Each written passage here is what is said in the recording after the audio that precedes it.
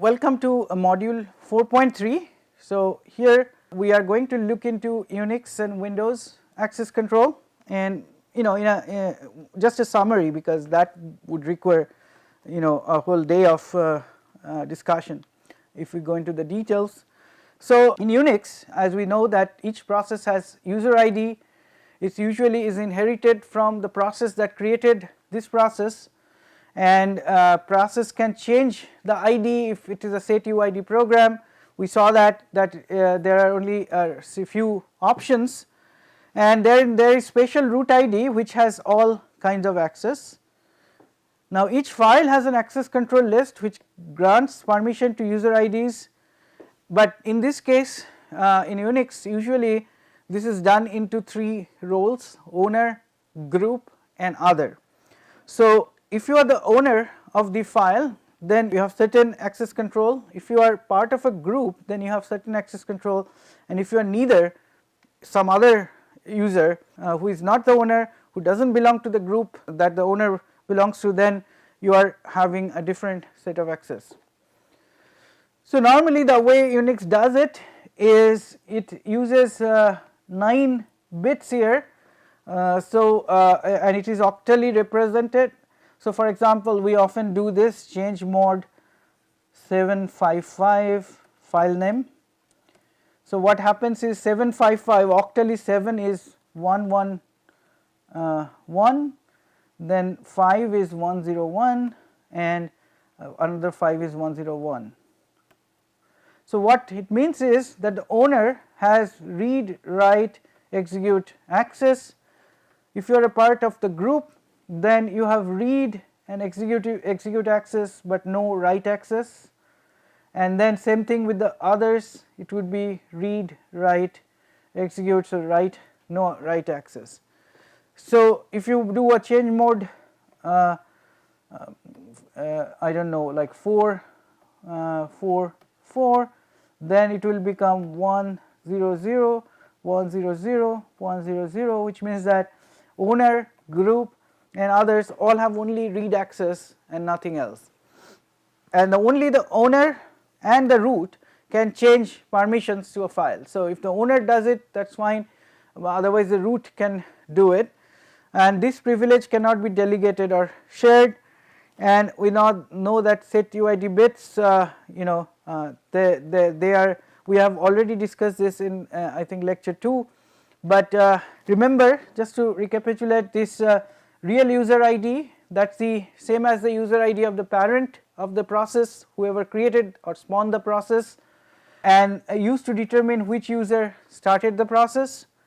Effective user ID or EUID is only will be different if the set user ID bit of the file is set, or by and then you can actually change it, and so it determines the permission of the process, and as we saw that if you are like the program that does password change, that is a set UID process, and in that process you go become set your effective user ID to root for a little bit of time, and then you de-escalate. So and then saved user ID is to retrieve the, when you de-escalate, to re-escalate you need to remember what user ID originally started, and by you I mean the system, because you may say I was a root and so let me become root again, but the system does not have to believe you. So therefore system actually remembers if you de-escalated what was your ID when you de-escalated, and then only allowed to re-escalate to that effective user ID. Similarly, real group ID, effective group ID and so on, and we had quite a bit of discussion on this earlier. So root is the usually ID 0 for super user root, and it can access any resources and files. Fork and exec inherit 3 IDs, all the 3 IDs.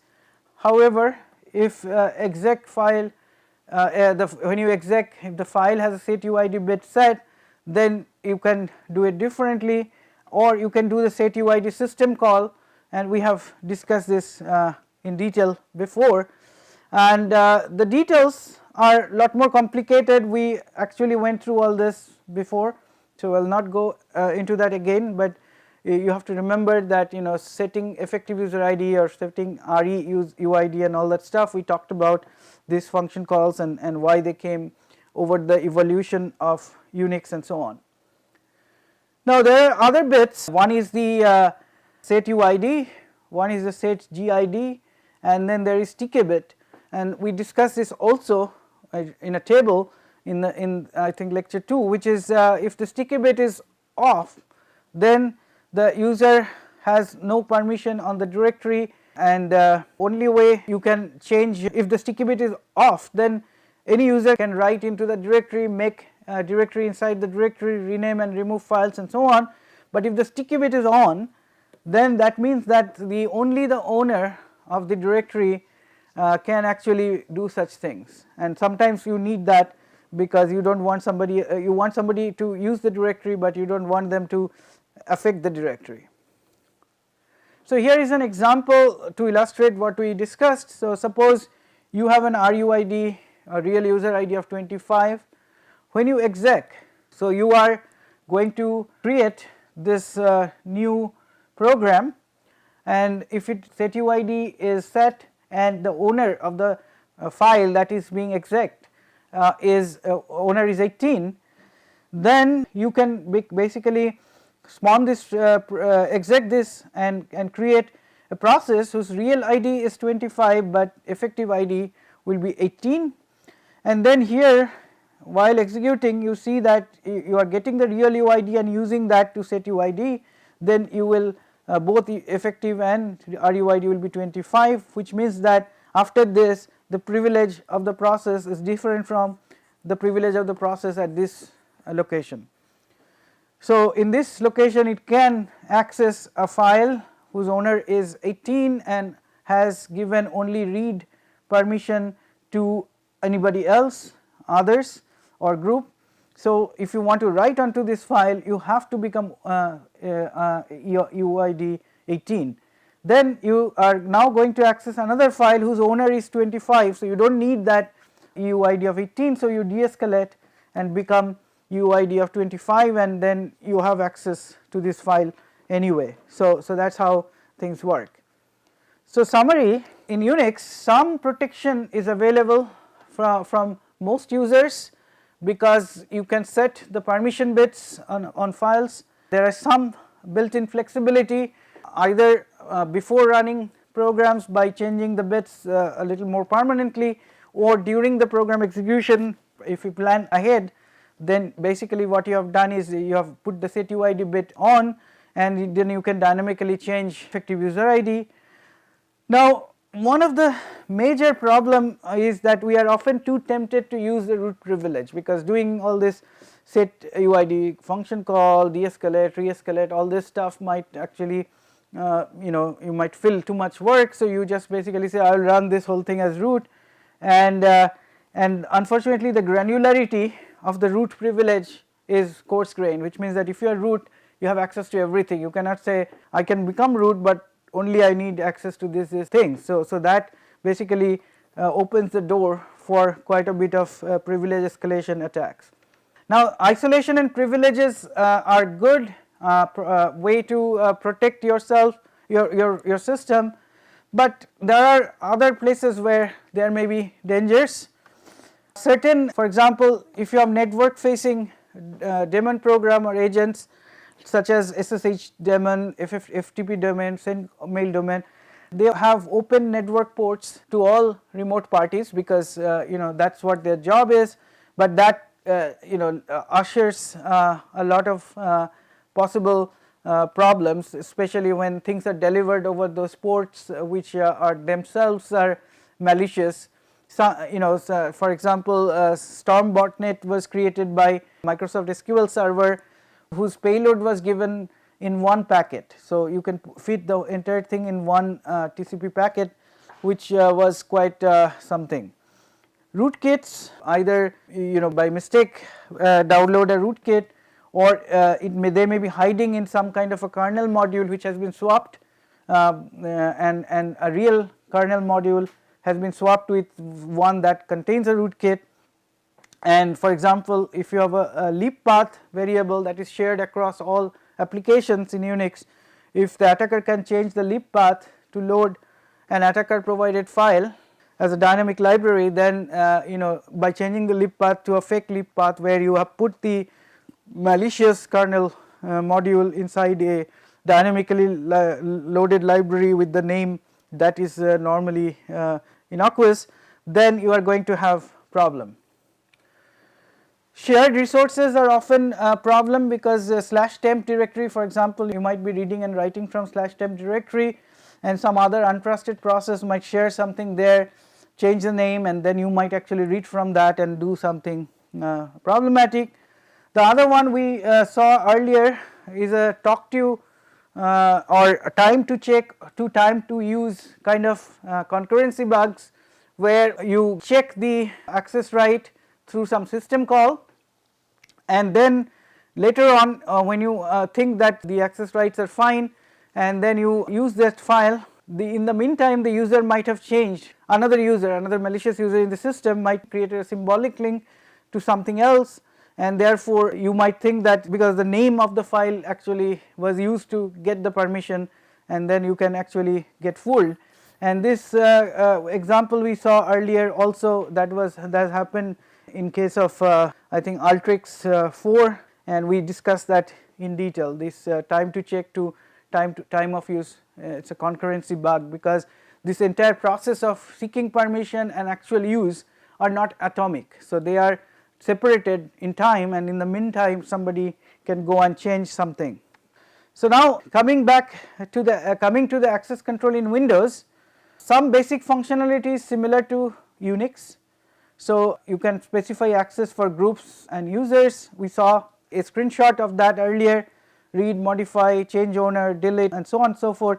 Some of these are a little more fine grained than Unix, because in Unix, for example, changing owner is not possible except by owner and the root. There is no flexibility there.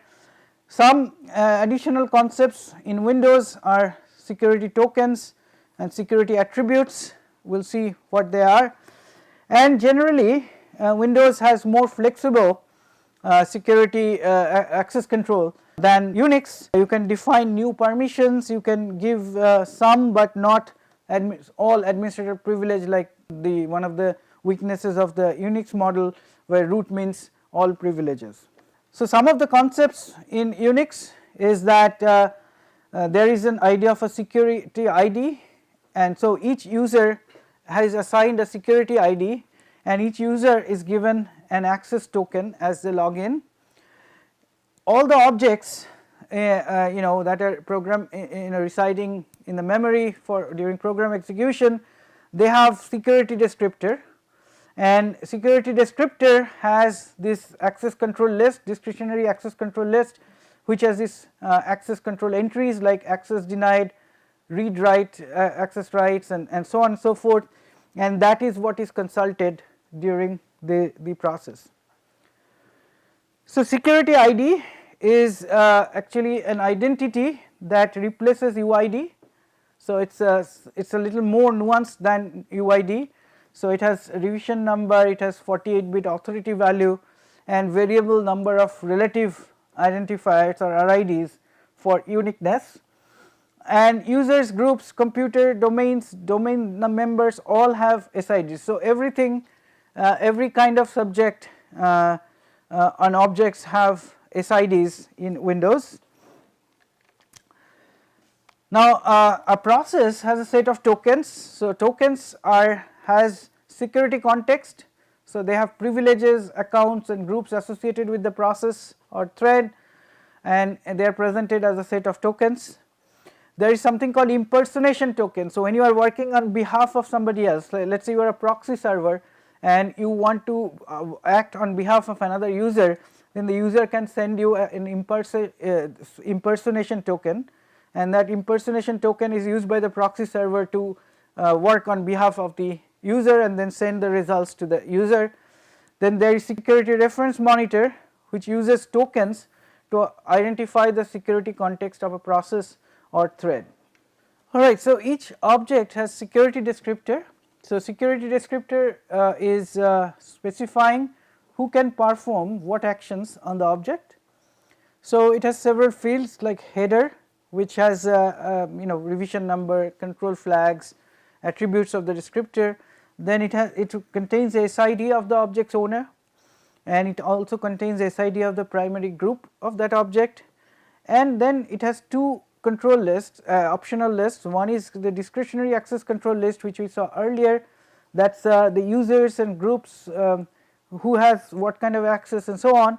And then the other one is the system log and other kind of system related access that might be there for that object. So, here is an example of an access request. So, Mark is a user who has this access token, and then there is a security descriptor associated with the with an object, and the Mark requests write permission on that object. However, we see that descriptor denies permission to the group, and reference monitor therefore denies the request. So, DSCL is used for getting access, and SSCL for audit and logging, and the priority is explicit deny would mean deny, explicit allow would mean allow, and then there may be inherited deny and inherited allow based on where the object has been inherited from. So, this is that picture again. So, you have this process with objects, objects have security descriptors, users have security access tokens and security ID, and then based on those two you are and the DSCL contained or SSCL contained in the object, your security descriptor, you are given rights or you are not given rights. And then the impersonation token, as I said, is that something that is passing token that allows somebody else to impersonate as you, right. So, you can actually send an impersonation token to a server which will actually go and access something on your behalf. So, it could be an anonymous one, it could be an identified one, it might be to impersonate you, and it might be to delegate like the example I was talking about in proxy server was a delegation kind.